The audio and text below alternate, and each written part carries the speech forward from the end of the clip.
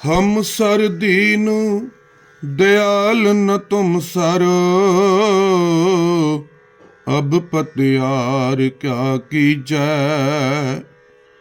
बचनी तोर मोर मन मानै, जन को पूरन दीजै। हाँ बल बल जाऊं रमैया कारने, कारण कवन अबोल। बहुत जन्म बिछरे थे माधो, ए जन्म तुम्हारे लिखे। कह रविदास आस लग जीवो, चिर भयो दर्शन देखे।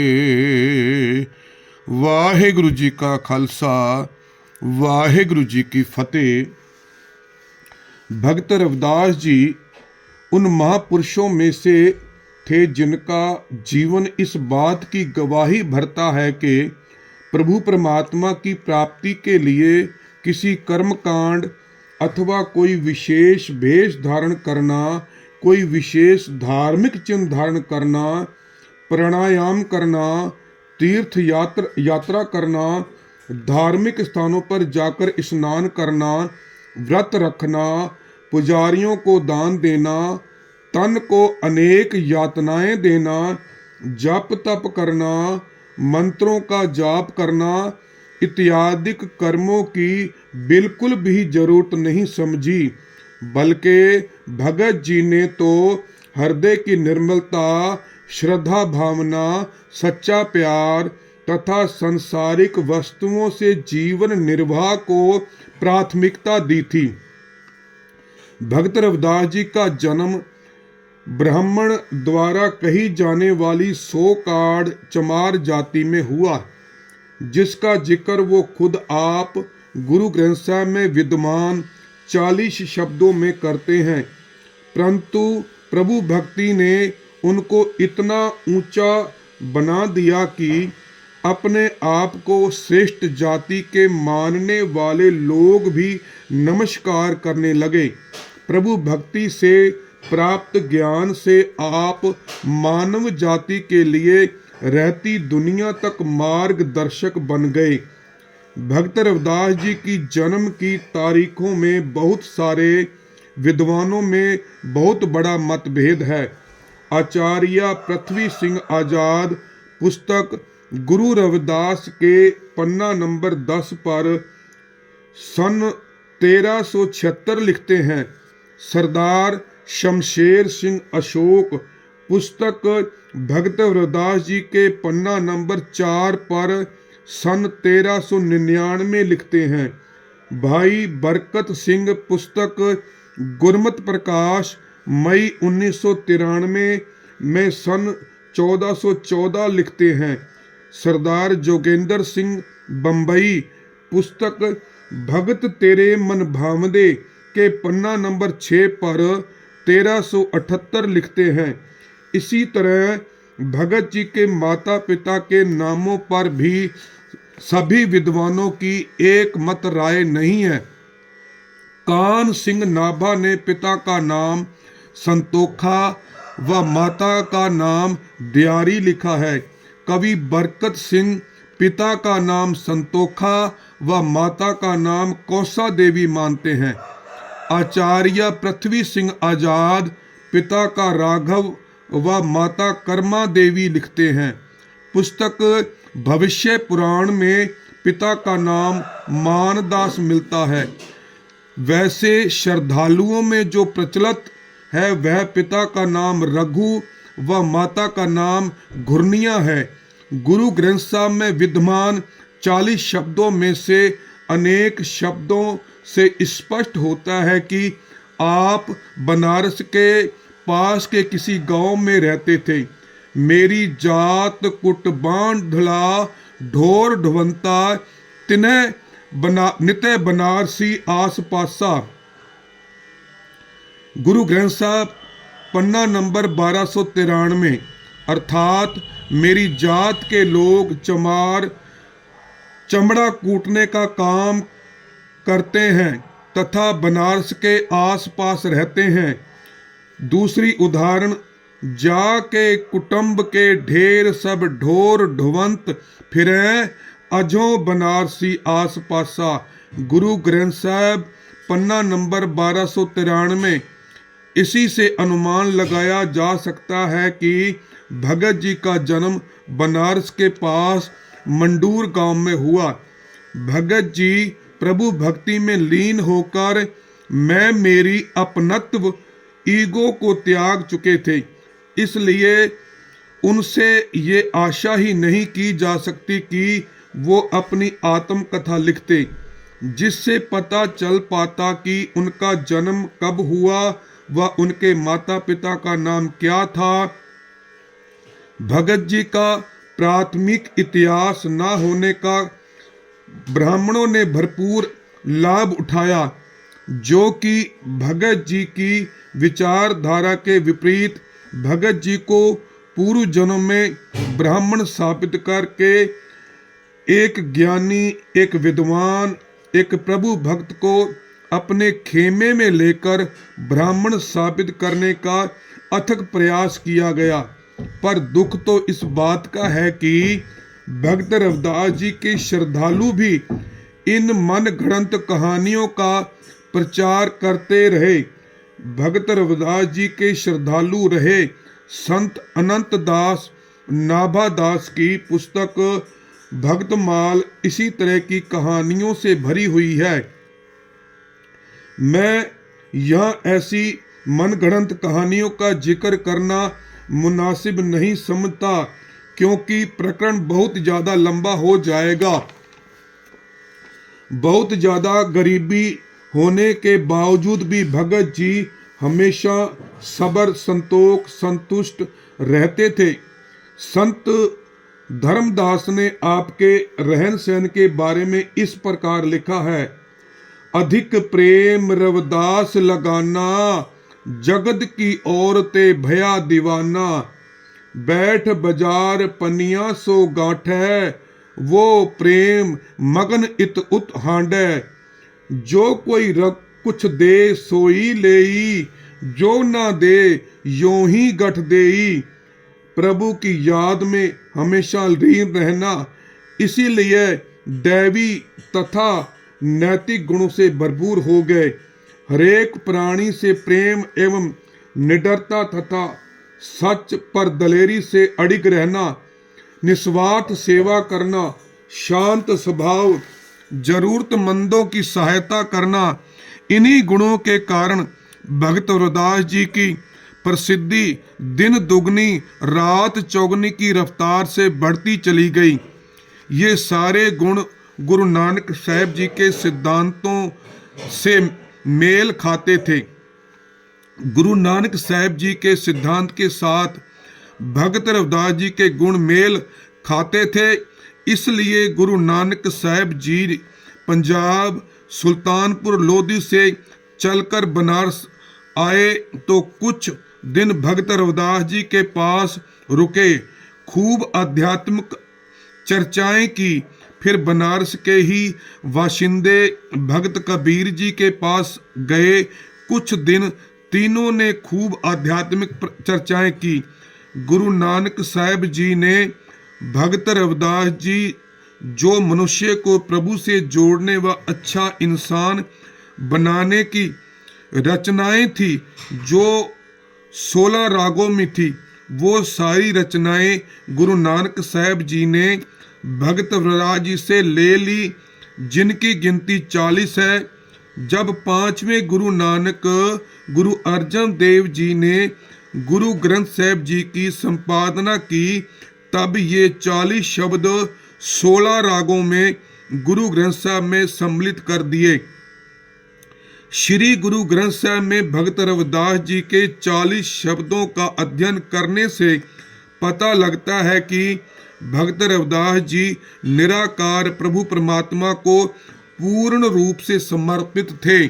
सो प्रभु की निराकार होने की व्याख्या तथा उसकी भक्ति एवं नाम सिमरन, प्रभु प्रीति नाम सिमरन की बरकत, परम पद की व्याख्या उनकी वाणी का मुख्य विषय है।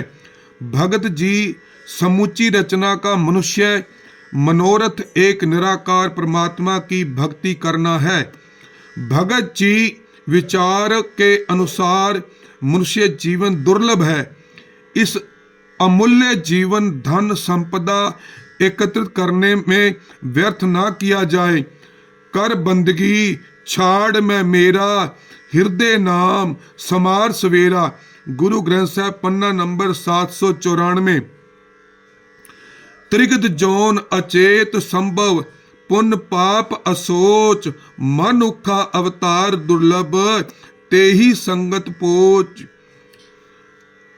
गुरु ग्रंथ साहब पन्ना नंबर 486। अर्थात भगत जी कहते हैं कि पशुओं की जोनियां टेढ़ी मेढ़ी हैं, वो पाप पुण्य क्या है ये तो विचार ही नहीं कर पाते, परंतु मनुष्य को ये जन्म मुश्किल से मिला है। अगर इसकी संगत में भी बुरे विचार व बुरे कर्म है तो जीवन नरक की तरह है। सर्वे एक अनेक के स्वामी, सब घट भुगवो सोई, कह रविदास हाथ पै नेरे, सहजे होए सो होई। गुरु ग्रंथ साहब पन्ना नंबर 658। अर्थात भगत जी कहते हैं कि प्रभु परमात्मा अनेकता में एक है तथा सभी के हृदय में उसी का निवास है। वो परमात्मा दूर नहीं है। जो भी घटित हो रहा है वह उसकी रजा में ही घट रहा है। भगत जी कहते हैं कि संसार के लोग जिसे नीच अछूत कहते हों, अगर वो परमात्मा कृपालु हो जाए तो वही लोग उसकी हजूरी करने लग जाते हैं। ऐसी लाल तुझ बिन कौन करे, गरीब निवाज गुसैया मेरा, माथे छत्र धरे रहाओ, जाकी छोत जगत को लागे, ता पर तू ही टरे, नीचों ऊंच करे मेरा गोबिंद, काहू ते न डरे। गुरु ग्रंथ साहब पन्ना नंबर 1106। भगत जी कहते हैं कि प्रभु तुम्हारे अच्छे गुण सत्य, संतोख, दया, धैर्य मेरे अंदर नहीं होने के कारण मैं तुमसे बिछड़ गया हूँ। अब मैं इन गुणों को अपने जीवन में व्यवहारिक रूप से लाने का यत्न कर रहा हूँ। अब मुझे आशा है तुम्हारे दर्शन मिल जाएंगे। बहुत जन्म बिछरे थे माधो, ये जन्म तुम्हारे लेखे, कह रविदास आस लग जीवों, चिर भयो दर्शन देखे। गुरु ग्रंथ साहब पन्ना नंबर 694। परमात्मा किसी के द्वारा की हुई वसीयत नहीं है। ये समझाते हुए भगत रविदास जी कहते हैं कि एक 100 काड़ नीच अछूत व्यक्ति भी अगर ईश्वर की भक्ति करता है तो वो भी गुणों का खजाना बन सकता है। जैसे गंदा पानी गंगा नदी में जाकर समा जाए तो वो भी निर्बल हो जाता है। जैसे ताड़ी के वृक्ष से नशा बनता है और वो नशा मनुष्य को विकारी बना देता है। दूसरी तरफ अगर उसी ताड़ी के वृक्ष से कागज निर्मित करके उस पर ईश्वर का नाम लिख दिया जाए तो वही ताड़ी पत्र पवित्र हो जाता है और वही ताड़ी के वृक्ष से निर्मित कागज भी पूजने योग्य हो जाता है। सुरा अपवित्र नत अवर जल रे, सुरसरी मिलत न हुए आनंद, तर तार अपवित्र कर मानिए रे, जैसे कागरा करत विचारंग, भगत भगौत लिखिए तय ऊपर पूजिए कर नमस्कारंग। गुरु ग्रंथ साहब पन्ना नंबर 1293। जब भगत रविदास जी को किसी जिज्ञासु ने पूछा कि आपके आनंदित जीवन का रहस्य क्या है, तो भगत जी ने उत्तर दिया कि मैं एक ऐसे देश का निवासी हो गया हूँ जहाँ कोई गम नहीं है, जहाँ पर कोई दुख देने वाली जगह ही नहीं है और वहाँ कोई घबराहट भी नहीं है। वहाँ पर कोई धन दौलत नहीं है।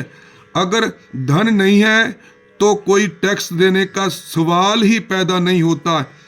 ऐसी अवस्था में किसी पाप कर्म की कोई गुंजाइश ही पैदा नहीं होती। फिर कहते हैं, इस दृश्यमान संसार में कितने राजा आए और कितने चले गए, परंतु जिस बेगमपुरा शहर का मैं बाशिंदा हूँ, वहाँ का राजा कभी बदलता ही नहीं। इस संसार में कोई छोटा है, कोई बड़ा है, परंतु मेरे देश में कोई छोटा बड़ा नहीं, कोई गरीब अमीर नहीं, कोई पहले दूसरे दर्जे का इंसान नहीं, सब बराबर हैं। जिसे गुरु गोविंद सिंह जी कहते हैं, मानस की जात सबे एके पहचान वो। उस शहर के सभी बाशिंदे धनी और संतुष्ट हैं। उनके अंदर किसी प्रकार का कोई विवाद नहीं रहता। भगत जी अगली पंक्ति में कहते हैं कि उस आत्मिक अवस्था में पहुंचे हुए लोग हमेशा आनंदित रहते हैं। उनको उस शहर के राजा यानी कि ईश्वर के बारे में पूर्ण रूप से जानकारी होती है।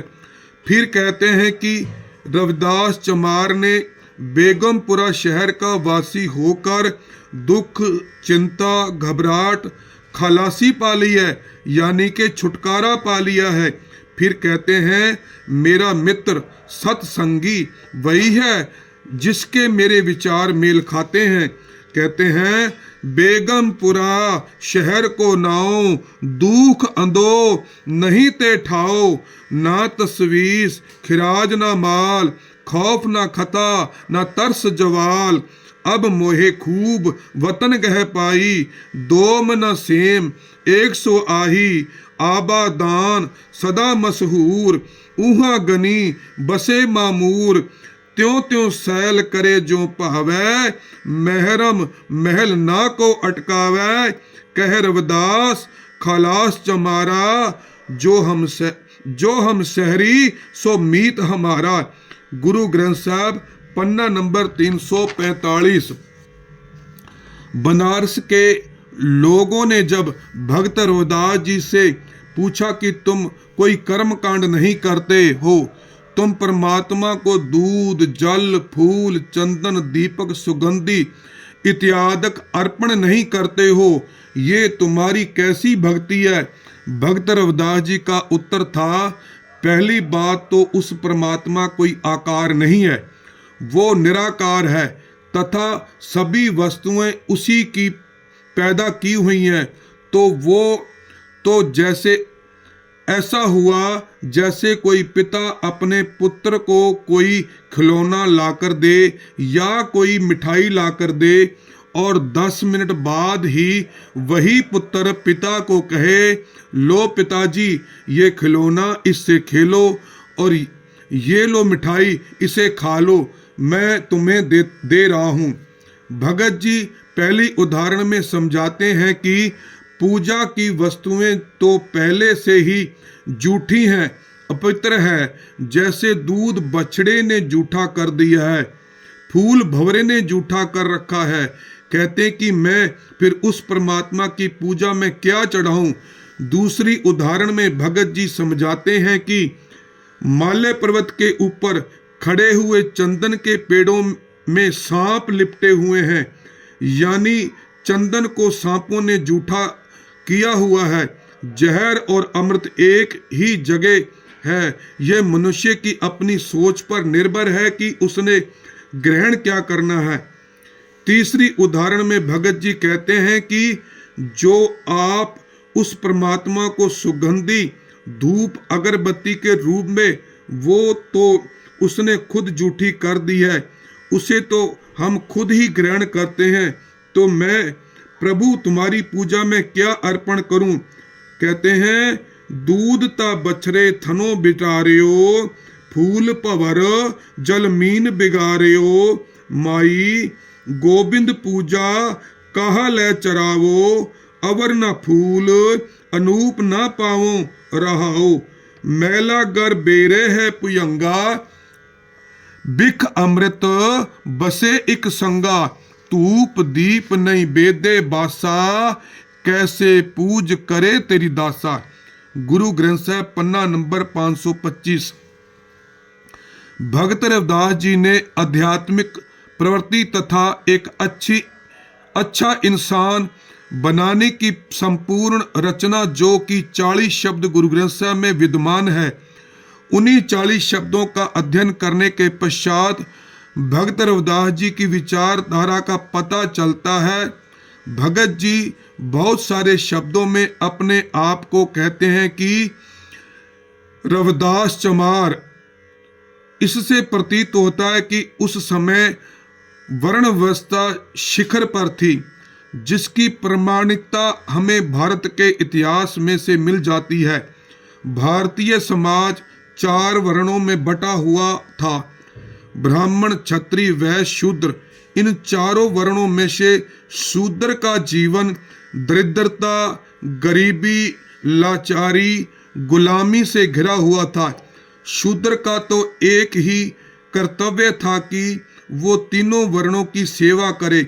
शूद्र को चल अचल संपत्ति रखने का अधिकार ही नहीं था। शूद्र को पढ़ने व धर्म की बात करने व सुनने का कोई अधिकार नहीं था। यहाँ तक कि अगर ब्राह्मण थूकना चाहे तो शूद्र को अपना मुंह खोल देना चाहिए, ताकि ब्राह्मण शूद्र के मुंह में थूक सके। अगर शूद्र धर्म कर्म करता हुआ या धार्मिक ग्रंथ पढ़ता हुआ किसी ने देख लिया तो ब्राह्मण शूद्र को या तो मौत की सजा सुना देता था या कानों में सिक्का पिघलाकर डाल देता था। आप अंदाजा लगाओ कि इन हालातों में भगत रविदास जी, भगत कबीर जी, भगत नामदेव जी, भगत सदना जी, भगत सैन जी, इन्होंने उस समय ऐसी बाकमाल विचारधारा इंसानियत के सामने कैसे लेकर आए, जिसे गुरु नानक साहिब जी ने ये कहकर नवाजा, नीचा अंदर नीच जात, नीची हूं अत नीच, नानक तिनके संग साथ, वड्डिया स्यों क्या रीस, के सिद्धांत से इन 100 काड़ नीच जाति से संबंधित सभी भक्तों की वाणी गुरु ग्रंथ साहिब में विराजमान करा दी। जहां हम गुरु नानक साहिब को नतमस्तक होते हैं, उसके साथ ही इन भक्तों को भी नतमस्तक होते हैं। फिर प्रश्न उत्पन्न होता है कि इन भक्तों ने सत्य विचारधारा संसार के सामने कैसे लाए। इतिहास को खंगालने से उत्तर मिलेगा कि सन 709 में भारत में मुगल मोहम्मद बिन कासिम भेड़ चराने आया और उसने अपना साम्राज्य कायम कर लिया। इसके बाद एक मुगल शासक बनते गए।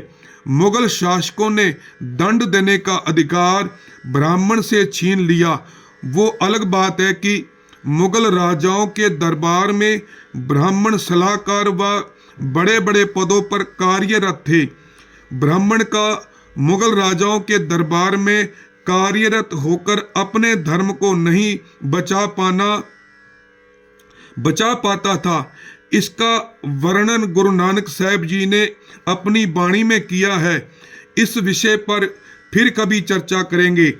इन भक्तों के समय थोड़ा समय बदल चुका था, इसलिए भगत रविदास जी की सच्ची विचारधारा संसार के सामने आ पाई थी। भगत रविदास जी का जन्म दिन मनाने वालों से मेरा विनम्र निवेदन है कि फालतू के कर्म कांड करना या नाच गाने गाना, इन सब के बजाय भगत रविदास जी की विचारधारा को अपने जीवन में व्यवहारिक रूप देकर एक अच्छा इंसान बनने का प्रयास करें। भगत रविदास जी की विचारधारा पर विचार करते हुए मुझे बेसमझ से अनेकों गलतियां हो गई होंगी, क्योंकि मेरी कोई औकात नहीं है कि मैं ऐसे महान संत, महान भक्त, महान गुरु, महान योद्धा की विचारधारा का वर्णन कर सकूं, सो हुई गलतियों की माफ़ी दे देना। वाहे गुरु जी का खालसा, वाहे गुरु जी की फतेह।